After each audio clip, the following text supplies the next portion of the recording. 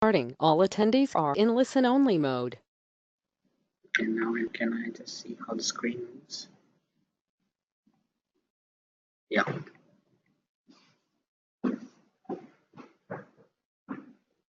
When do I start?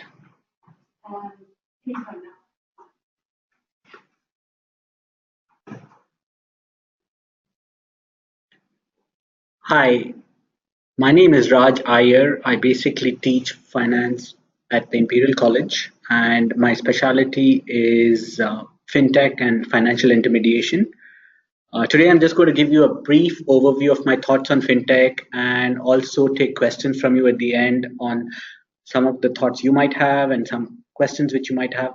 So, just one technical thing, there is a box which you see, which is question box, and there's a chat box. It would be very helpful if you can put your questions in the question box, which I can answer in the end. I'm planning to leave around 15 minutes in the end, so I'm going to talk for 20-25 minutes and then take questions in the last 15 minutes. So, as you can see, one of the biggest innovations in finance has been the application of technology in the field of finance. So when I think of fintech, I'm basically thinking of how technology applied to finance can create efficiencies. Okay? As you can see in the graph which I have here, there has been an exponential growth in terms of global financing trend to VC-backed fintech companies. Now, if you really look at it, this is just the tip of the iceberg. In a sense, as we move every year, we see that the amount of funding for fintech companies and also the growth of these fintech companies has increased exponentially. Now, what has led to this rise? One of the main reasons is after the financial crisis, there has been a question asked, do we need banks? Okay. And can other technology companies and players actually fill in the gaps which banks have created? And also there has been a lot of trust which has been lost in these financial institutions. So that has actually led to a vacuum which a lot of technology companies are coming in and filling up. Now, also, historically, we are in an age where the cost of computing has decreased dramatically. And also there's a lot of talent which has left banks and basically is looking for other avenues, which has kind of funneled this whole growth of fintech. So coupled with ample financing, there has been an exponential growth in fintech because there has been a vacuum which banks are not filling. The computing power and speed has increased dramatically, and talent is available in the marketplace. Now, if you really think about banks, historically, you can see the graph, and it kind of shows you that for every $1 which is created, every year banks basically take in around 2 cents per dollar to sustain it. So that's like a huge cost in terms of cost of intermediation. So effectively, you can see that the rent seeking is large by financial intermediaries. So that implies that to break these intermediaries and to take a share of these rents is very profitable.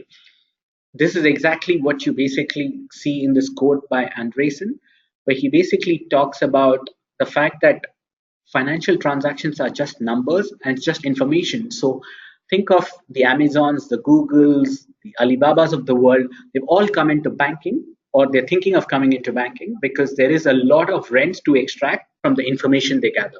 Okay, so what you're pretty much going to see coming forward is non-bank entities playing a big role in intermediation. It's already happened in the US. You can see it happening in Europe, where the reliance on banks as a source of financing is dwindling. Okay, and as this fintech grows, you can see a lot of challenges coming to banks.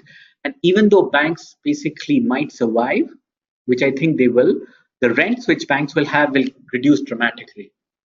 You can kind of see this whole space of fintech where you can think of the Prospers, the lending clubs, you have the Cabbage, you have uh, Abra, Zoom, you have Zopa, you have Yo-Yos, all of different functions which banks have performed. You basically can see that other players are coming and taking forward. Now, let me just stop at this moment and give you a brief picture of why I came into fintech. When I did my PhD, the first thought which I was basically having was, why do we need banks at some level? So my research was around banking and financial intermediation to understand what role do banks perform in society. By 2007, 2008, the whole intrigue of peer-to-peer lending markets came into my mind, and I was curious about whether these peer-to-peer lending markets can actually displace banks. Okay, it was quite of interesting because they were actually trying to do exactly what banks were not doing, which is try to lend to a market which was unbanked, and also to basically not use deposit funding. So the whole intrigue which I had as a research question was, can these markets screen efficiently like peer-to-peer credit markets, and can they displace banks in terms of lending? Now, with that question in mind, I approached Prosper.com, which was then run by a different management team, and they were willing to share the data because their whole premise was basically we want to displace banks. So the research question which I focused on was whether you could think about these markets actually screening efficiently and displacing banks in the future. Now, when I started off with the research, actually, we did find that the markets were doing a great job at screening, much better than just the average FICO score. Okay, but if you really think about it, the rejection rate in these platforms was crazy. And also, if you think about the amount of volume of loans they were doing, it was very small compared to what banks were doing. Now, thinking even though these markets are screening efficiently, the question which came in the back of my mind was, do we really think these entities are going to displace banks? And after this research for like 4 to 5 years, thinking about it, today my beliefs are very different from what I started with. The initial enthusiasm that these peer-to-peer platforms can displace banks was actually misplaced. If you really look today, these platforms are growing, but if you see who are the people who are buying the loans from these peer-to-peer entities, they're pretty much banks. Okay, the banks have an advantage in terms of deposit funding and deposit insurance. So you see that today, at the end of the day, the biggest buyers of loans which are originated by peer-to-peer, even in UK, you're thinking of US, they are pretty much banks or pension funds or large entities. So it's not you and I, the average consumer, who's actually going and lending on these platforms. So at some level, these platforms have a more cost efficient way of screening. Okay. And so effectively what they are doing, what banks are doing is they're subcontracting the screening function to these guys, and they're buying off the loans onto their books. Okay. Now, if you really think about it, you can ask me the question as in, has that really changed intermediation? The sad truth is no. Okay, banks are basically have an advantage in deposit funding, and they have legacy systems. While so therefore they are not very nimble to adapt. These peer-to-peer players have a better screening technology or more nimble screening technology. So therefore they basically can originate loans. Now banks just basically acquire these loans originated by peer-to-peer. So there's nothing really fundamental. If Actually, it's interesting. Actually, when in the US, when I testified to the Senate on whether one should regulate banks, so the House committee was thinking about regulating peer to peer and whether banks should also be regulated. The question was more about should peer to peer be regulated? And that was where the whole difference of opinion was. If you really think about that, one of the CEOs who was there on that testimony was the Funding Circle CEO of the US. Okay. And it was interesting. What he said was that out of 100 applications received by Funding Circle in the US, 90% of them get rejected. Okay, at that time. So that means that their rejection rate was as high as banks, if you really think about it. So it was not a screening technology which they had basically gained, which gave them an advantage.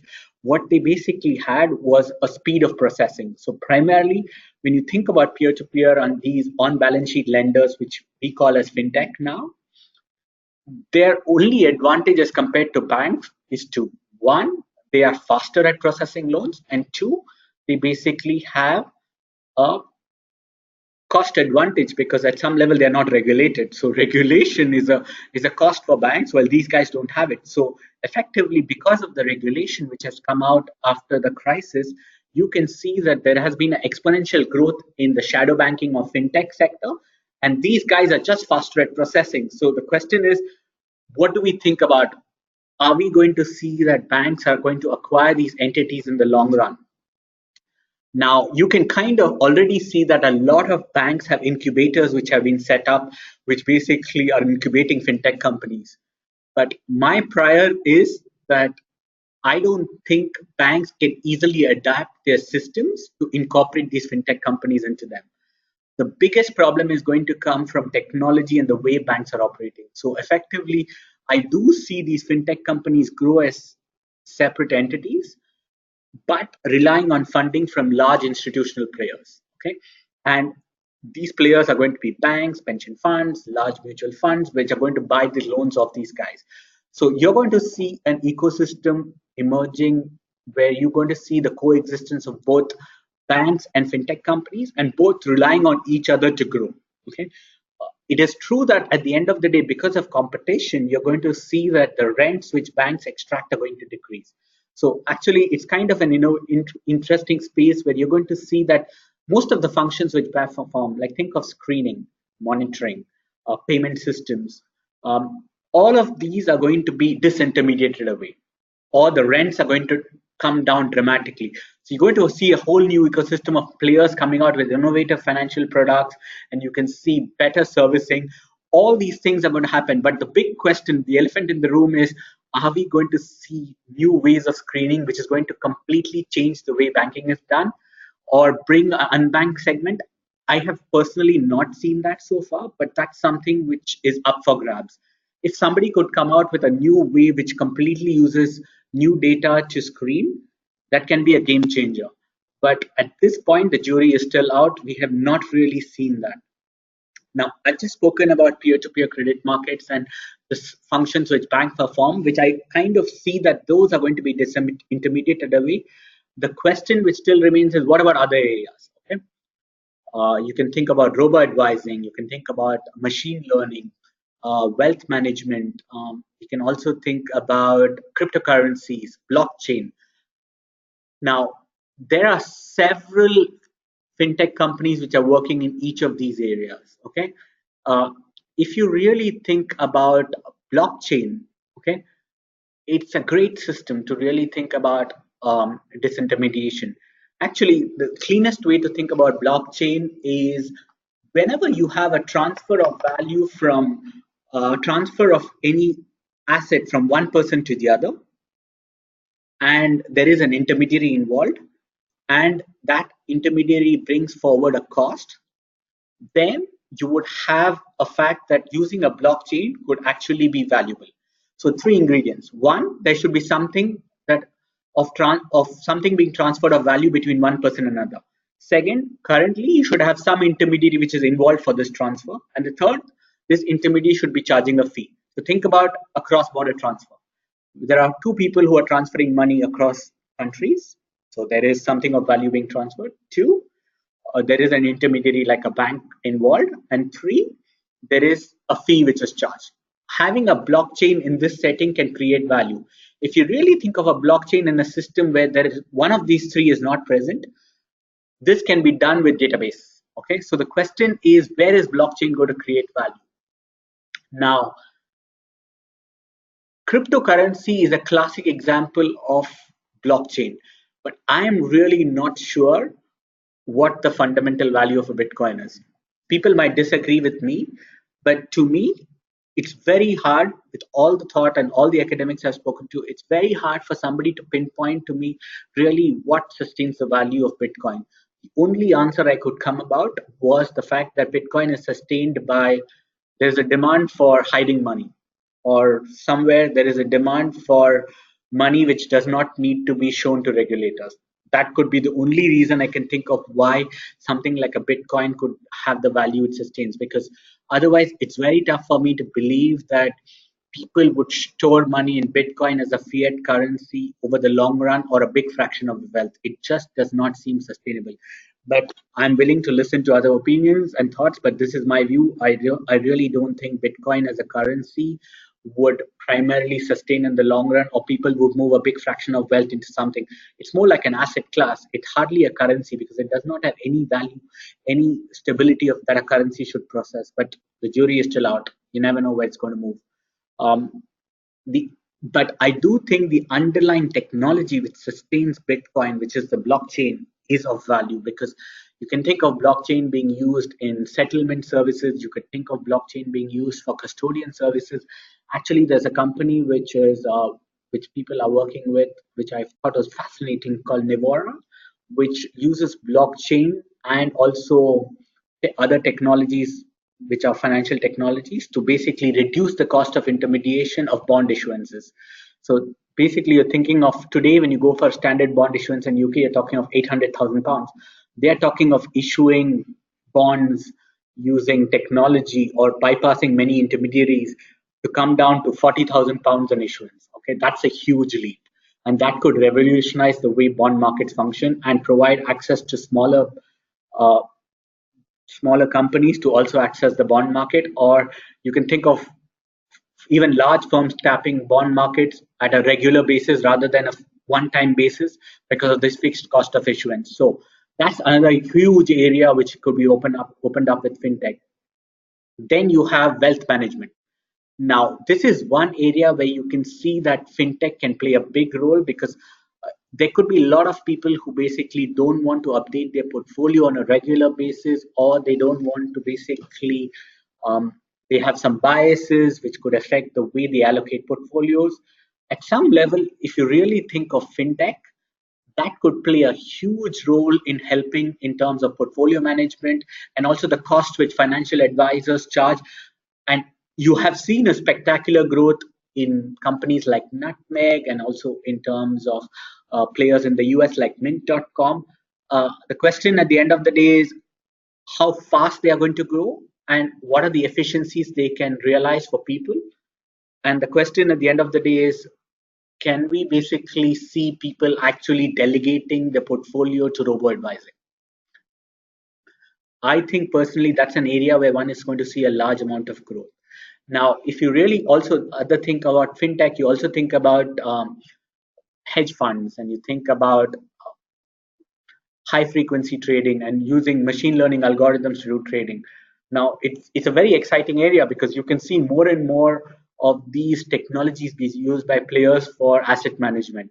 Now, the question is, what are the efficiency gains? Do they increase fragility in the system? Those are things which are very interesting, but they actually, if you see more and more participants using them, you can realize that there are efficiency gains, but we have still not seen a big crash. So we don't know how resilient these systems are. But my personal view is that they would actually survive in a sense that there would be adaptation, but this is for the future. In a sense, these systems are here to stay. Now, I've spoken about many areas, so let me take a pause and kind of bring you back to what we are thinking about covering in this course of 2 days, which we are planning to basically do. Primarily, what we are going to think about in this 2 day program is we're not going to really, we are trying to basically give people a feel of every area which fintech could touch, right? From banking to machine learning to robo advising to blockchains. What we plan to do is we plan to have experts in each of these areas who will give you a quick overview of what is the cutting edge which is happening in these areas and provide you fundamentals of how you understand this area. So if you are somebody who's interested in fintech or you're working in banking and you want to know how fintech is going to shape the way the future is going to look like, you will hear from experts on what is the cutting edge and where the applications could be in the banking domain. So what you're going to get in these 2 days is a deep summary of fundamentals of how fintech could reshape banking and what could be the core areas where fintech is going to basically change intermediation from people who are working in this area, from people who basically are experts in this area. So you'll have, like, it would be a 2 day way for you to come up to speed on what fintech is. Okay. And the way we are planning to structure this course is going to be very interactive. So it's going to be more about trying to, because nobody really knows exactly where the future is. Okay. So I don't believe anybody who basically says they exactly know what fintech is going to do. The question is, you need to understand what the fundamentals of fintech are and what are the areas which fintech is going to attack in terms of financial intermediation, banking, mutual funds, wealth management. So if you understand the fundamentals and you understand what are the core strengths, you can also understand which are the areas where fintech could make a dent and how banks could adapt or if they could adapt. So effectively, it's a dialogue with well-informed people which you would have, which will help shape thoughts. Okay? That's what we plan to achieve in 2 days. What you will have at the end of the course is just understand exactly where fintech could fit into financial intermediation, which are the areas which could get disintermediated, and which are the areas where you could see that banks would also adapt and incorporate fintech in them. Okay, so we hope to bring in experts from different fields to basically start this dialogue and have a good idea of where fintech could play a role. And I personally am very excited with this whole thought about where fintech is growing. And I hope you guys would find it useful to come in and basically learn from us on where we think this whole field is going to head. I think I'll take a pause at this time and take questions on what you might have or what questions you might have for me to answer temporarily. It should be good.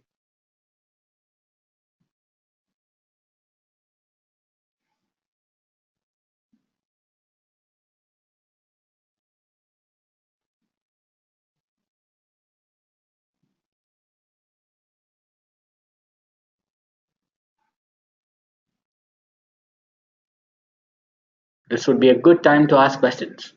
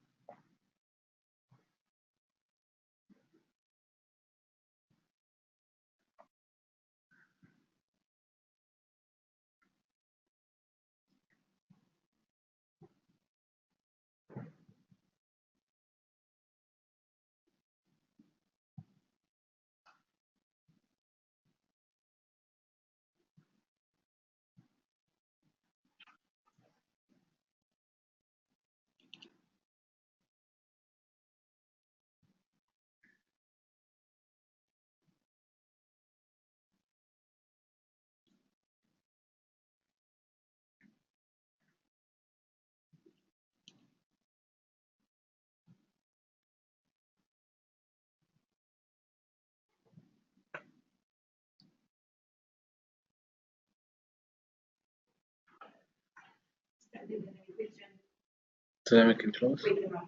Yeah. Thank you all for being here. I think since I've not heard any questions, I'm going to keep it at that. If you have anything in mind which you have any thoughts or something, you could always send us an email. Just one second. Which one? I don't see it. Ah, okay. I see a question. What do you see?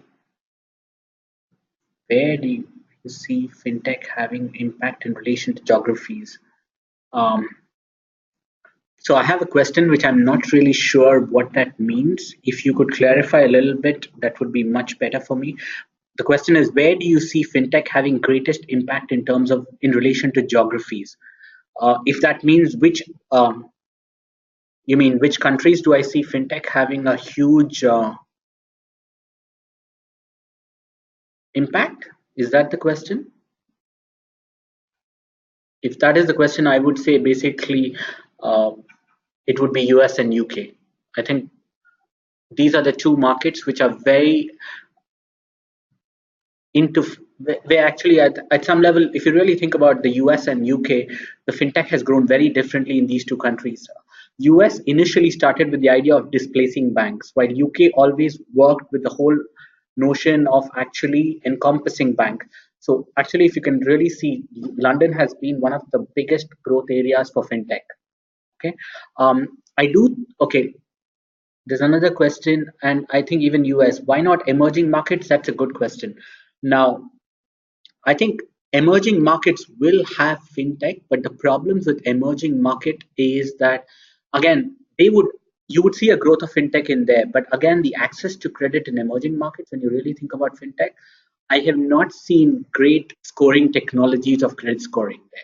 Like you can see payment systems where fintech can make a dent because the speed of processing payments is going to increase. But in terms of lending, I have really not seen big players in fintech actually coming out with better credit scoring models for emerging markets, which are tailored to settings where there's very sparse information. I think if fintech can make a dent, there in terms of better credit scoring models, that would be a big growth area. I think the promise is there, but I've not really seen that actually happening in terms of better credit scoring models.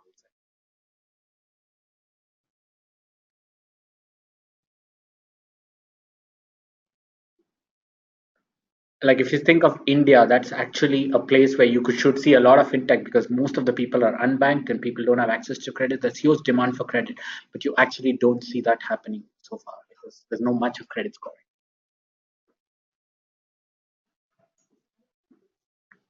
Maybe I'm not seeing it.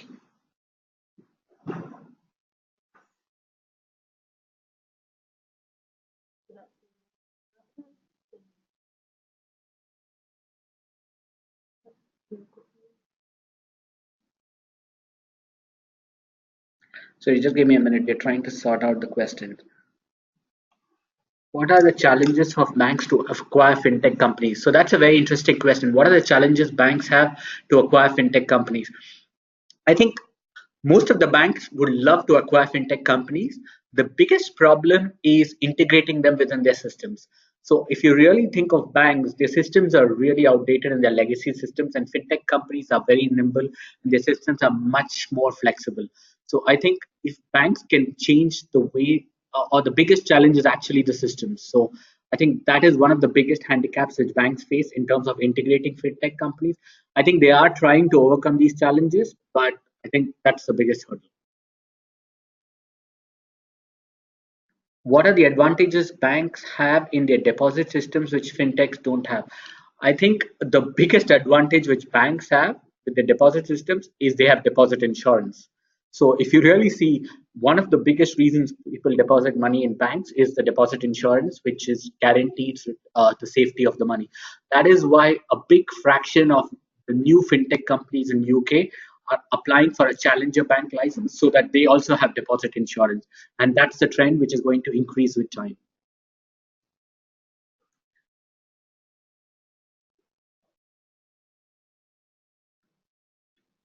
If fintech companies can originate peer-to-peer loans considerably well, partly because of technology advantage to fast-track the loan process and incredibility screening, why can't it be compete with banks to get deposit?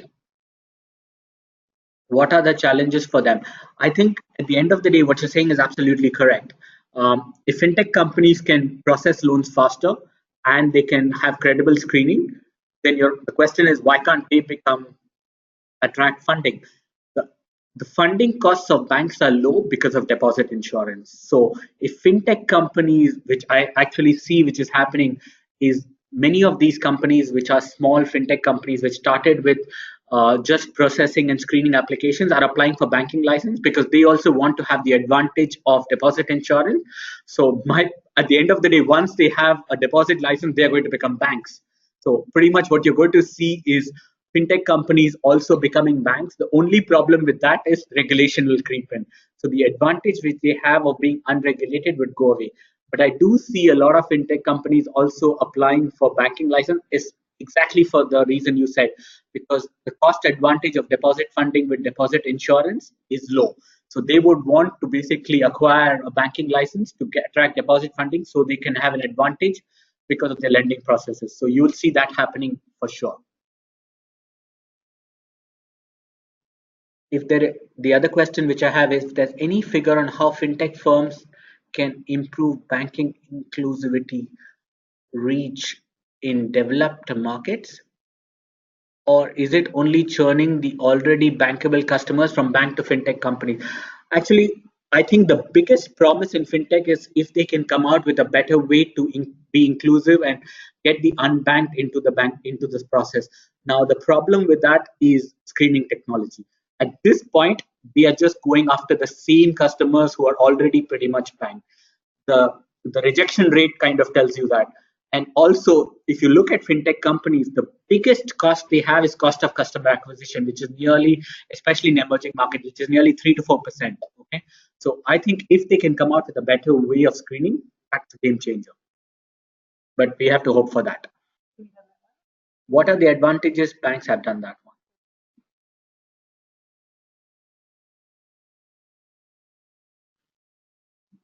We've done that.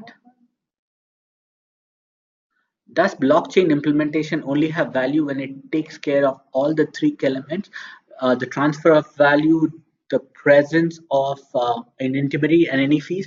So many banks, that's a good question. Many banks are thinking about using blockchain to integrate their systems. I, there could be some value because it could maybe facilitate it, but the biggest bang for the buck for blockchain comes when all these three conditions are satisfied. So when there is something of value that is being transferred, that there's an intermediary and the intermediary has fees. That is when the biggest bang for the buck is there. Otherwise, you could always think of other systems which can basically deliver similar value, and you don't blockchain requires a lot of computation and processing costs, and it's not clear at the end of the day whether the value proposition is so high unless these three are there. I hope that answers the question.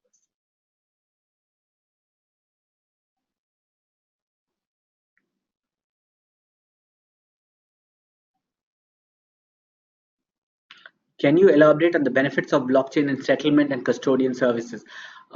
That's an interesting question. So I think when you think about blockchain, it's basically at the end of the day, the custodians basically charge you fees, right? And they basically, I don't think completely blockchain would displace custodians, but it'll just reduce the fees they charge, and it also improve the speed and the anonymity of the process. You can actually look at Nivora as a company which is actually trying to do custodian services through blockchain. That's a good example to look at. Are P2P lenders not being regulated at the moment, hence they have faster screening process? Actually, P2P lenders are not regulated in US and neither in UK to a large extent. They don't have huge capital burdens because at this point, they're not systemically large. Once they become huge systemically, then they would have these regulations which cream in, which basically would increase their cost of capital. I think the faster screening will still remain because they might have to set aside capital. In many emerging markets, they're thinking of scaling peer-to-peer lenders. So that's a huge cost again. That will actually decrease the growth of lenders in those markets.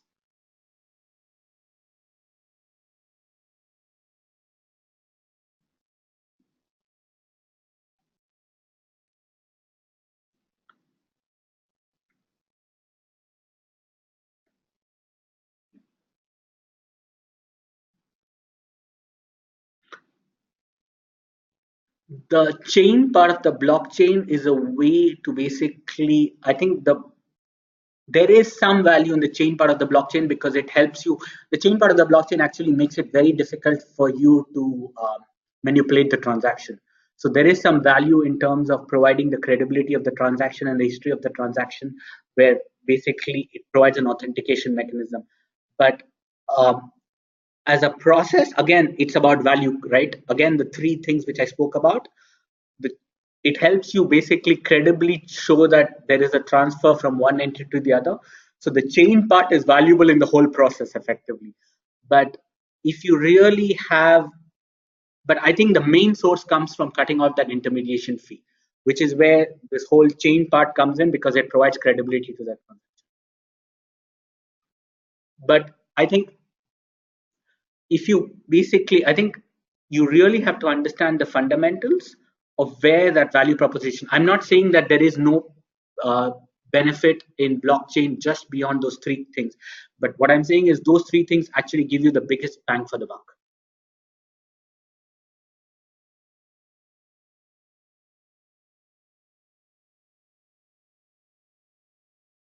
I think we are running out of time, right?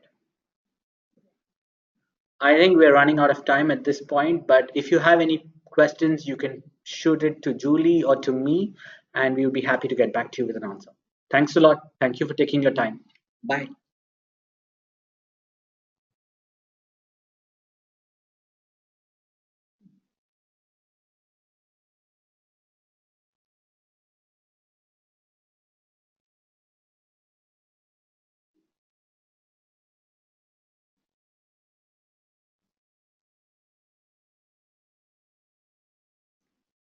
Yeah.